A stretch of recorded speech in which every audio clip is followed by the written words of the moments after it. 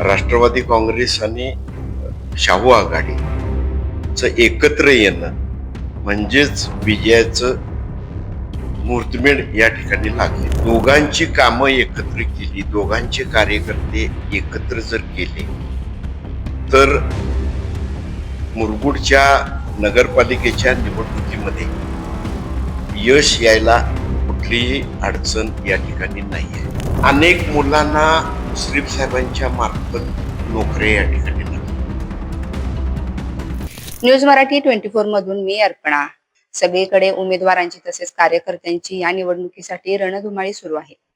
आज आता माझ्या सोबत आहेत राष्ट्रवादी काँग्रेस पार्टीचे व छत्रपती शाहू आघाडीचे पॅनल प्रमुख रणजित सिंह पाटील. त्यांच्यासोबत आज आपण ह्या निवडणुकी संदर्भात चर्चा करणार आहोत. सर नमस्कार. नमस्ते. सध्या आता राष्ट्रवादी काँग्रेस पार्टी आणि छत्रपती शाहू आघाडी हे दोन्ही पॅनल एकत्र आलेले आहेत. तर तुम्ही याबद्दल काय सांगाल? राष्ट्रवादी काँग्रेस पक्ष आणि छत्रपती शाहू आघाडी हे एकत्र आलेले आहेत मुरगुडच्या नगरपालिकेच्या निवडणुकीमध्ये. राष्ट्रवादी काँग्रेस आणि शाहू आघाडीचं एकत्र येणं म्हणजेच विजयाचं मुहूर्तमेढ या ठिकाणी लागलेली आहे. ह्याचं कारण असं आहे की मुश्रीफ साहेब गेले 6 टर्म आमदार आहेत. मुरगुडमध्ये अनेक विकासाची कामं त्यांनी केलेली आहेत. त्याच्याबरोबर छत्रपती शाहू आघाडी समरजित राजे घाडगे यांच्या येण्यानं अधिक बळकटी या पॅनलला या ठिकाणी मिळालेली आहे. दोघांची कामं एकत्र केली, दोघांचे कार्यकर्ते एकत्र जर केले तर मुरगुडच्या नगरपालिकेच्या निवडणुकीमध्ये यश यायला कुठलीही अडचण या ठिकाणी नाही आहे. त्याचं कारण असं आहे की मुश्रीफ साहेबांचा गट किंवा मुरगुडमध्ये असणारा राष्ट्रवादी काँग्रेस पक्षाची ताकद हे अनेक निवडणुकीमध्ये हे दाखवून दिलेलं आहे. त्याचबरोबर मी मगाशी म्हटलं तसं अनेक विकासाची कामं या ठिकाणी केलेली आहेत. अनेक मुलांना मुश्रीफ साहेबांच्या मार्फत नोकऱ्या या ठिकाणी लागलेल्या आहेत. मी जवळजवळ 42-43 वर्ष गोकुळमध्ये असल्यामुळे जवळपास 100-150 मुलं या ठिकाणी नोकरीला लागलेली आहेत. त्यांची घरं, सामान्य कुटुंबातल्या मुलांची घरं उभारायचं काम या ठिकाणी केलेलं आहे. त्याचबरोबर छत्रपती शाहू सहकारी साखर कारखाना याच्या वतीनं सुद्धा या ठिकाणी 15-20-25 मुलांची नोकरी इथं दिलेली आहे. म्हणजे त्यांच्या घरं उभारायचं काम केलेलं आहे. आणि त्याचबरोबर या 25-30 वर्षामध्ये मुश्रीफ साहेबांनी केलेली विकासाची एकूण कामं ह्याची सगळ्यांची बेरीज जर केली तर मुरगुडच्या भविष्यातल्या विकासाला, आता भविष्यातला विकास म्हणजे काय की आमच्या डोक्यामध्ये असं आहे की पुढच्या 5 वर्षाचं पूर्ण प्लॅनिंग करून मुरगुडमध्ये जसं कागलमध्ये मुश्रीफ साहेबांनी गेले 15-20 वर्षामध्ये जे काय काम केलं आणि पूर्वी म्हणत होतो की बारामतीला जाऊन बघा, आता आम्ही लोक म्हणतोय की आता कागलला जाऊन तुम्ही हे सगळं बघा, अशी वस्तुस्थिती आहे. तर आमचं असं म्हणणं आहे की आता मुरगुडला माणसं बघायला आली पाहिजे, ही वस्तुस्थिती आहे.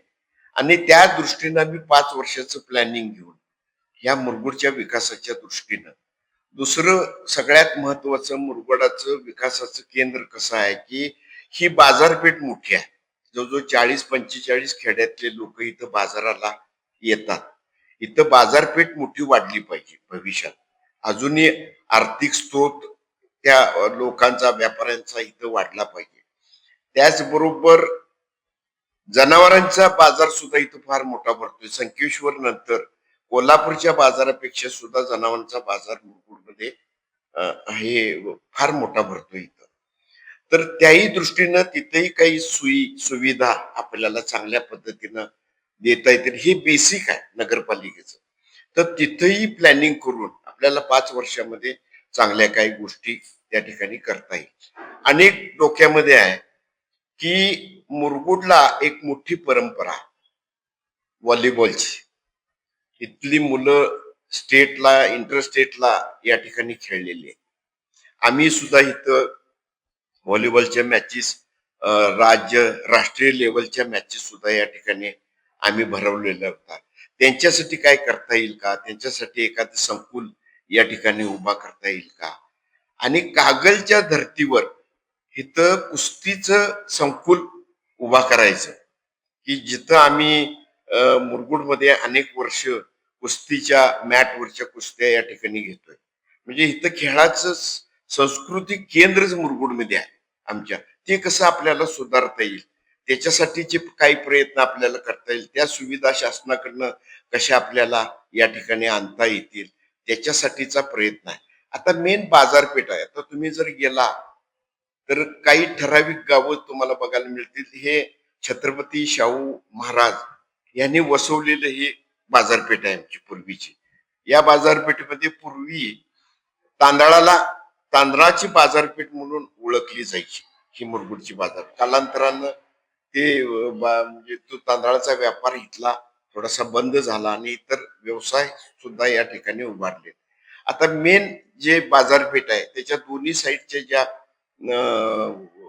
आमच्या हे आहेत, काय म्हणतो त्याला, गल्ल्या आहेत, त्या सुद्धा सुशोभीकरण करून कसे चांगला काय करता येईल, नवीन पाणी पुरवठा योजना आपल्याला कशी आणता येतील आणि 24 तास पाणी लोकांना देता येईल, अशासाठीचे प्रयत्न सुद्धा आमचे राहील.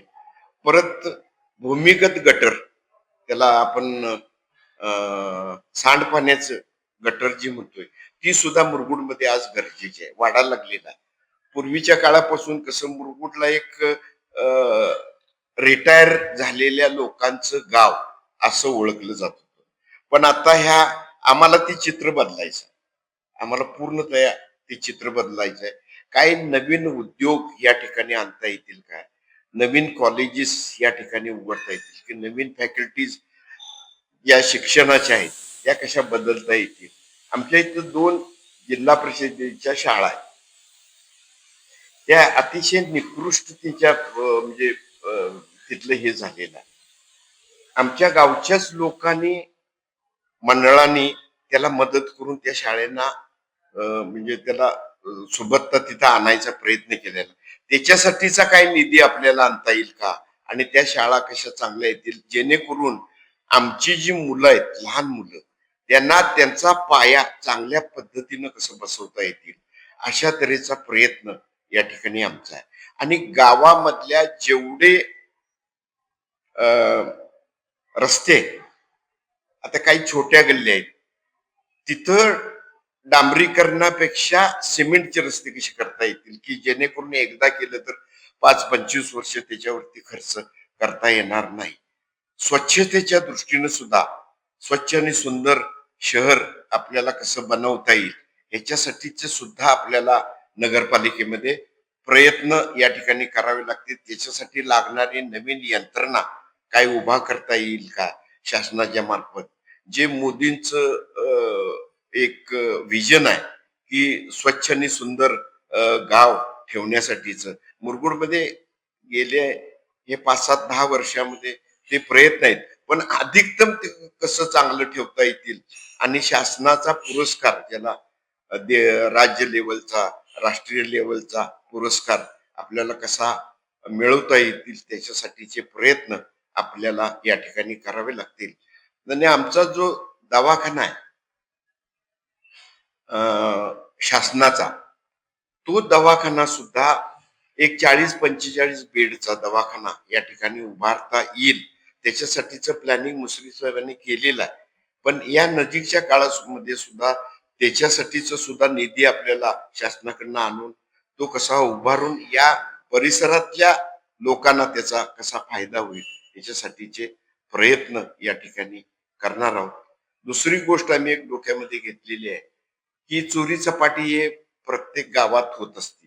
त्याच्यासाठीचे सीसीटीव्ही कॅमेरे गावो गल्लीमध्ये, प्रत्येक जिथं प्रमुख ठिकाण आहेत तिथं सुद्धा हे बसवून जो क्राईम घडतो तो कसा क्राईम कमी करता येईल ह्याच्यासाठीचे सुद्धा प्रयत्न या ठिकाणी आमचे आहेत.